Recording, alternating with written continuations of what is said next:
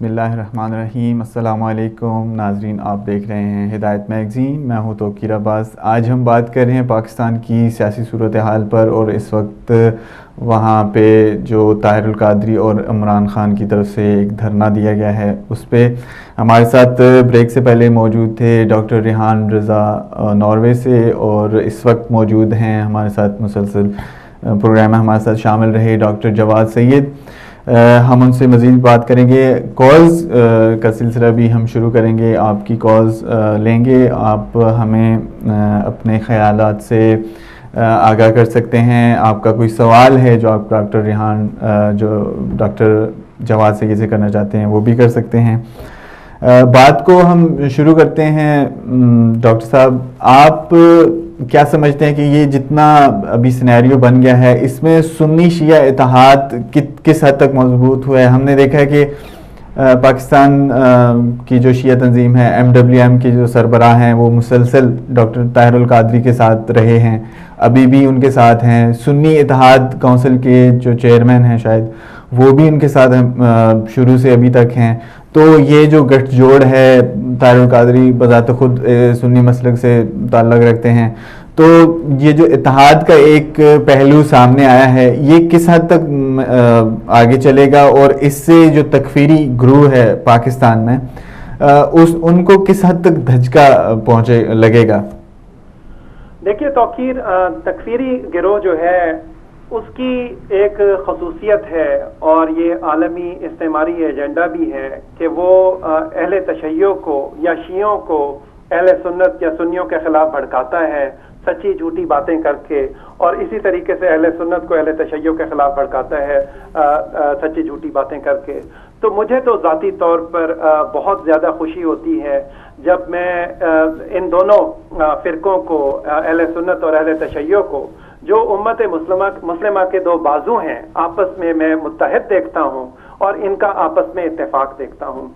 یہ ذہن میں رہے کہ ہمارا یہ اصولی موقف ہے کہ جو بھی شخص اہانت کرتا ہے خلفائے راشدین رضوان اللہ علیہم کی، اور اس کے ساتھ ساتھ جو بھی اہانت کرتا ہے حضرت ابو طالب علیہ السلام کی اور رسول اکرم صلی اللہ علیہ وآلہ وسلم کے والدین کی، حضرت عبداللہ اور حضرت آمنہ رضی اللہ تعالی عنہم، اگر ان کی جو بھی توہین کرتا ہے اس کا تعلق نہ ہی شیعہ سے ہے اور نہ ہی سنی سے ہے، بلکہ اس کا تعلق استعمار سے ہے، اور وہ امت مسلمہ کو کمزور کرنا چاہتا ہے. ٹھیک ہے. تو ہم پہلی مرتبہ تو شاید نہیں، 1947 میں بھی ہم نے دیکھا تھا، اور اس سے پہلے بھی ہم نے دیکھا تھا کہ پاکستان مسلم لیگ کے جھنڈے کے نیچے اس وقت کے دور میں قائد اعظم کے ساتھ، اور اس سے بھی پہلے سر آغا خان کے ساتھ شیعہ اور سنی مسلمان اکٹھے ہو کر انہوں نے پاکستان کی آزادی کے لیے جدوجہد کی تھی. اب ڈاکٹر طاہر القادری کے ساتھ اب آپ کے اہل سنت اور اہل تشیع مسلمانوں کی بہت بڑی تعداد موجود ہے، اور اتنی ہی بڑی تعداد ہمیں عمران خان کے ساتھ. ہمارے ساتھ کالر موجود ہیں ڈاکٹر صاحب، اگر آپ جی پلیز کیری آن. ہیلو، السلام علیکم. جی وعلیکم السلام.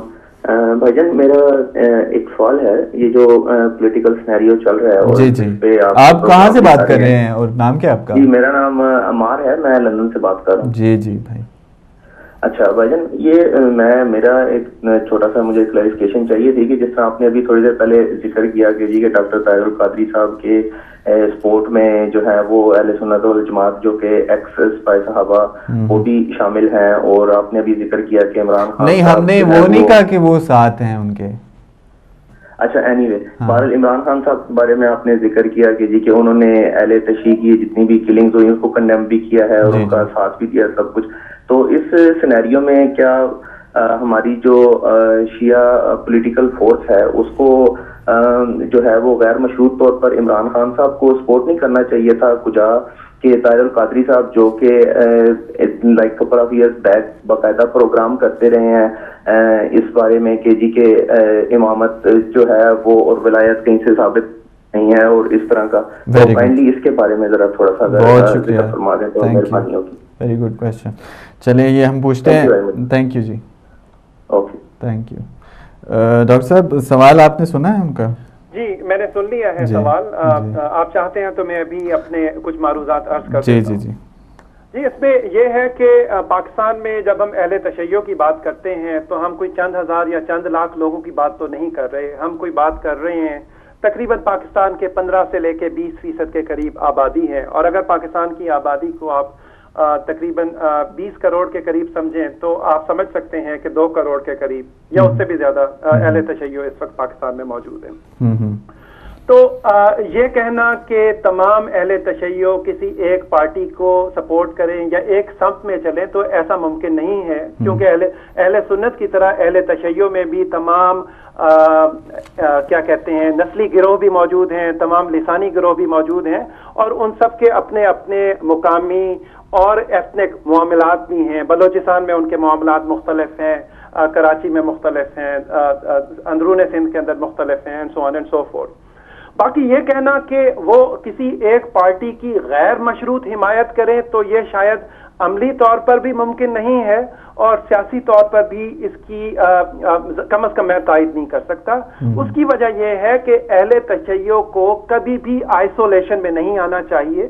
ہم پاکستان کے معاشرے کا حصہ ہیں، ہم پاکستان کی فوج کا حصہ ہیں، ہم پاکستان کی عدلیہ کا حصہ ہیں، اور ہمیں پاکستان کی تمام غیر تکفیری سیاسی جماعتوں کا حصہ رہنا چاہیے تاکہ ہم مین سٹریم کے اندر رہیں۔ اگر ہم نے اپنے آپ کو آئسولیشن میں اور علیحدگی میں ڈال لیا تو یقیناً ہم استعمار کی خدمت کر رہے ہوں گے، اور اس کے ساتھ ساتھ اس تکفیری سوچ کی بھی خدمت کر رہے ہوں گے جو پاکستان کے اہل تشیع کو اور پوری دنیا کے اہل تشیع کو امت مسلمہ سے کاٹ کے پھینک دینا چاہتی ہے۔ تو عمران خان کے ساتھ وہ اسپیسیفک پوچھ جی عمران خان کے ساتھ وہ جو لوگ سپورٹ کرنا چاہیں ضرور کر سکتے ہیں، اور کچھ معاملات کے اوپر سپورٹ کی جا سکتی ہے اور کچھ معاملات کے اوپر اختلاف بھی کیا جا سکتا ہے۔ یہ جو غیر مشروط حمایت ہے یہ کبھی بھی کسی بھی سیاسی رہنما یا سیاسی پارٹی کی نہیں کرنی چاہیے، اور نہ ہی ایسا ماضی میں ہوا ہے، نہ ہی ایسا مستقبل میں ہوگا۔ ہمارے ساتھ ایک اور کالر ہیں، یقیناً وہ بھی بات سنائیں گے۔ ہیلو السلام علیکم۔ ہلو بات کرا دیں پلیز۔ جی آپ بات کریں، ہمارے ساتھ لائیو موجود ہیں آپ۔ ہلو السلام علیکم۔ وعلیکم السلام۔ جی کون بات کر رہے ہیں اور کہاں سے بات کر رہے ہیں؟ پاکستان سے بات کر رہے ہیں۔ جی پاکستان سے کون بات کر رہے ہیں؟ پاکستان سے تصور کاظمی بات کر رہی ہوں، گجرانوالہ سے۔ جی جی بولیے۔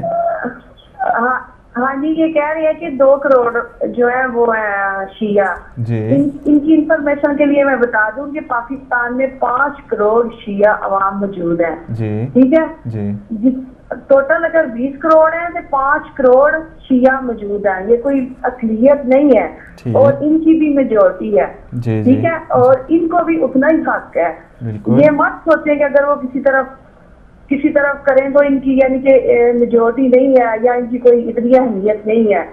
جتنی دوسری عوام ہے، جتنی اہل سنت ہے، مجھے نہیں پتا دوسری کتنی ہے، لیکن 5 کروڑ اہل تشیع ہے ماشاء اللہ سے۔ ماشاء اللہ۔ ہاں جی مجھے بس اتنا ہی کہنا تھا۔ Thank you very much. جی یہ ہمارے ساتھ پاکستان سے موجود تھے، کہتے ہیں کہ پاکستان میں شیعہ جو ہیں وہ مائنورٹی میں نہیں ہیں، میجورٹی میں ہیں۔ بات ہو رہی تھی طاہر القادری اور عمران خان کی سپورٹ کے حوالے سے کہ شیعوں کو کس طرح سپورٹ کرنا چاہیے ان کو، تو ڈاکٹر صاحب نے بتا دیا کہ ہمیں غیر مشروط کسی کی بھی حمایت نہیں کرنی چاہیے، آئسولیشن میں نہیں رہنا چاہیے۔ عمران خان کا جو موو ہے اس وقت اور طاہر القادری کی جو مطالبات ہیں، ایک کالر ہمارے ساتھ اور ہیں، ہم شامل کرتے ہیں ان کو۔ جی ہیلو السلام علیکم۔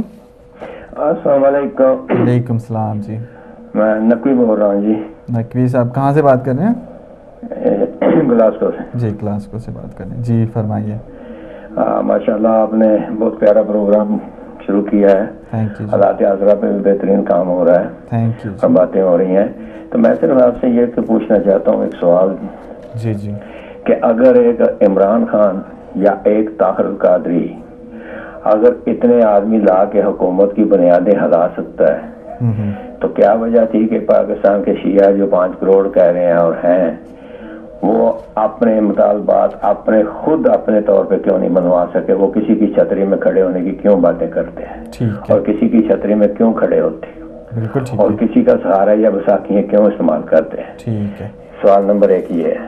سوال نمبر 2 یہ ہے کہ کیا اگر شیعہ قوم آج بھی اپنے گروپوں میں تقسیم ہو کے آج انہیں یہ پتہ نہیں چلا شیعہ قوم کو کہ گروپوں میں تقسیم ہونے کی وجہ سے ان میں کیا کمزوری پائی گئی ہے اور وہ کیوں کمزور ہو گئے ہیں, بجائے کہ ایک لیڈر ہو. اگر ایک طاہر القادری ایک لیڈر ہے تو دیکھ لیں کتنا طاقتور ہے, اور پاکستان کے شیعہ جو ہے وہ اگر سارے مل کے اگر ایک لیڈر بنائیں تو کیا پاکستان کے شیعہ جو ہے وہ طاقتور نہیں ہو سکتے؟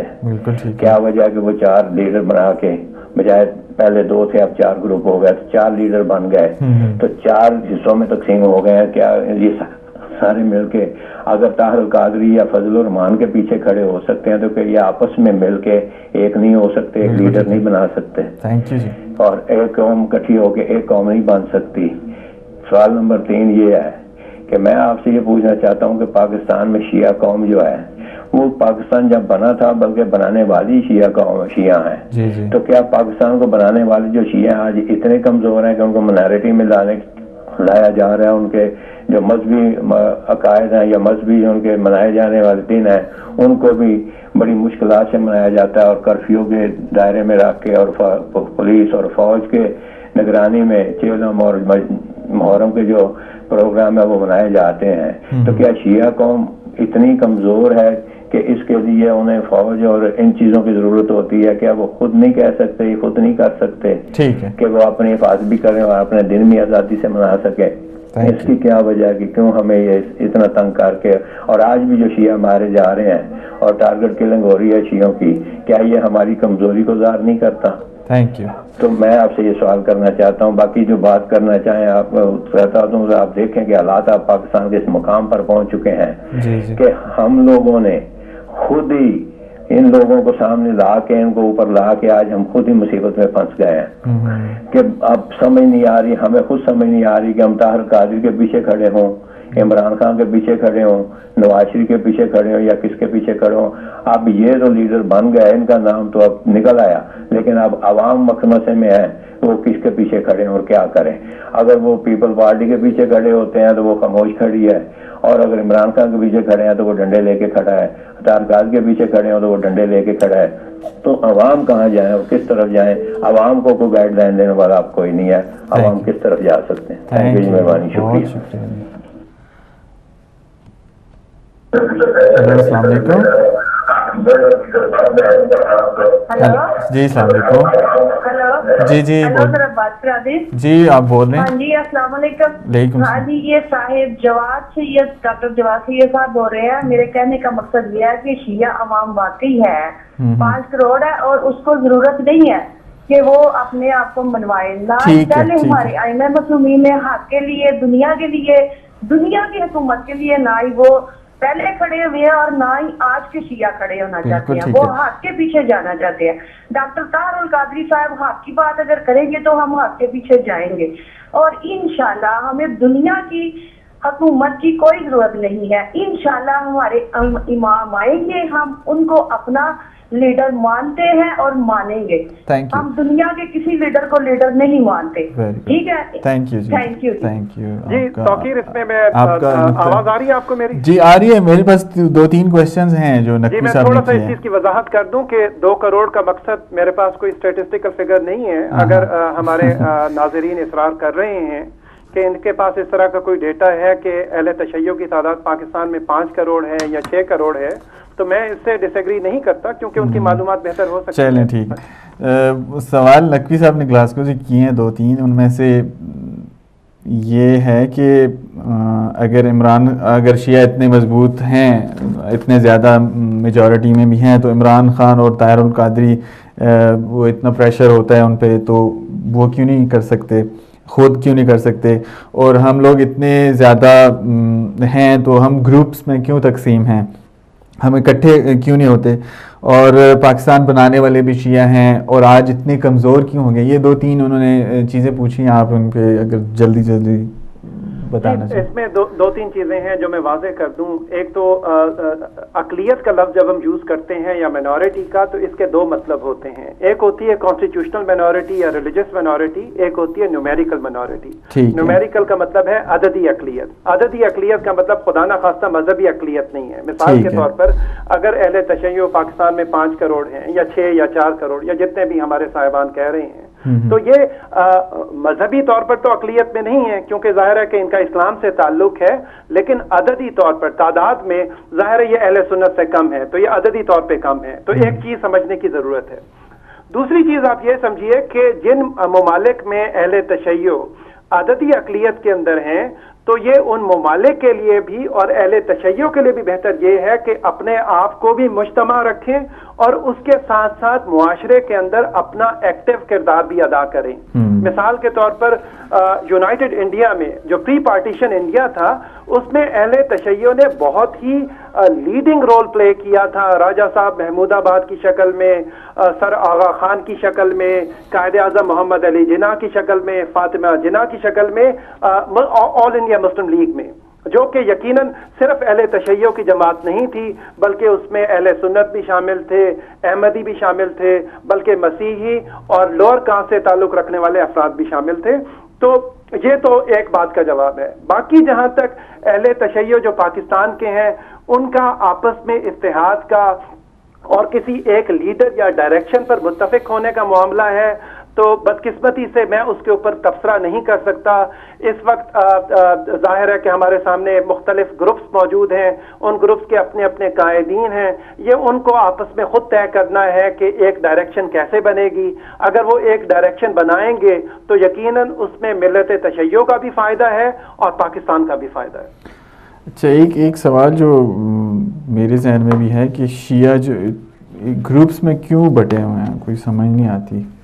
جی, اس کا ایک جواب تو واضح طور پر ہمارے سامنے ہے, وہ یہ ہے کہ as a matter of fact حقیقی معاملہ یہ ہے کہ کچھ اہل تشیع کے جو علماء ہیں ان کی ڈائریکشن جو ہے وہ قم یا تہران کی طرف ہے, جبکہ کچھ اہل تشیع کے علماء جو ہیں ان کی ڈائریکشن جو ہے عراق کی طرف یا نجف اشرف کی طرف ہے. اور اس کی بھی کچھ وجوہات ہیں کہ ظاہر ہے کہ مراجع الزام یا آیت اللہ العظمیٰ جو ہیں وہ قم میں اور نجف میں تشریف رکھتے ہیں آج کے دور میں, تو اس لیے ان کا مذہبی, فقہی اور بعض اوقات سیاسی رجحان بھی انہی شہروں کی طرف ہو جاتا ہے.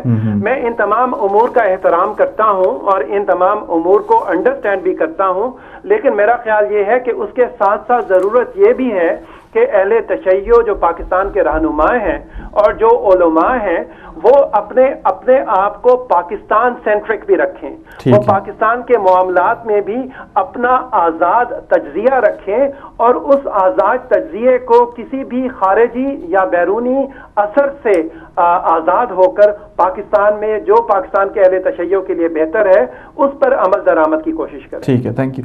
اچھا, آخری سوال شاید ہوگا کیونکہ ہمارے پاس وقت بہت کم ہے.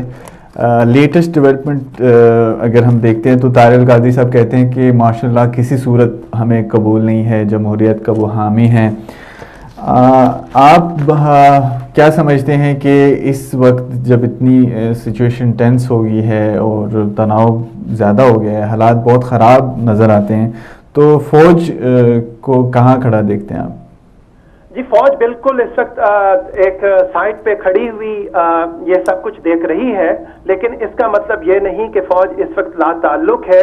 اور اس وقت سب سے ایک کالر ہے ہمارے ساتھ, عمران خان اور طاہر القادری سے بھی بڑھ کر وزیر اعظم نواز شریف کے کاندھوں کے اوپر عائد ہوتی ہے کہ اس معاملے کو اور اس تنازع کو ڈیفیوز کرنے کی کوشش کریں.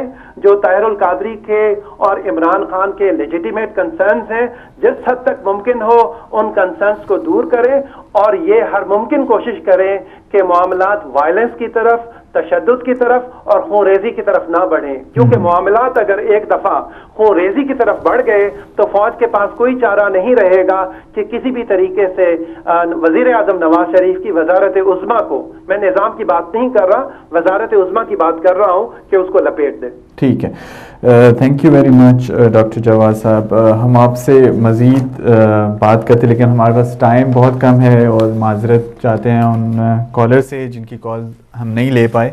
آج کا ہمارا پروگرام پاکستان کے حوالے سے تھا اور ہم نے بات کی ڈاکٹر ریحان رضا سے ناروے سے, اور لندن میں ہمارے ساتھ موجود تھے مستند اور منجے ہوئے تجزیہ نگار ہیں ڈاکٹر جواد سید. انہوں نے کالرز کے جو سوال تھے ان کے جوابات بھی ہمیں دیے. ہم ان کے شکر گزار ہیں کہ وہ ہمارے ساتھ آئے اور اپنا قیمتی وقت ہمیں دیا. ناظرین, آج کا پروگرام ہمارا ختم ہوا جاتا ہے. اگلے پروگرام کے لیے پھر حاضر ہوں گے انشاءاللہ. دیکھتے رہیے ہدایت میگزین اور دعا کیجئے کہ پاکستان کے حالات بہتر ہو جائیں اور کوئی ایسی صورتحال پیدا نہ ہو کہ جس سے حالات خانہ جنگی کی طرف جائیں, اور لوگ تو پہلے بھی بہت ہی پریشان ہیں اور مزید ان کو پریشانی کا سامنا نہ کرنا پڑے, اور دونوں فریقین کسی ایک جگہ پہ آ کے راضی ہو جائیں اور اپنے جن کے بھی مطالبات ہیں جو بھی ہیں وہ خوش اسلوبی سے حل ہو سکیں. انٹل نیکسٹ پروگرام ہمیں اجازت دیجیے. خدا حافظ.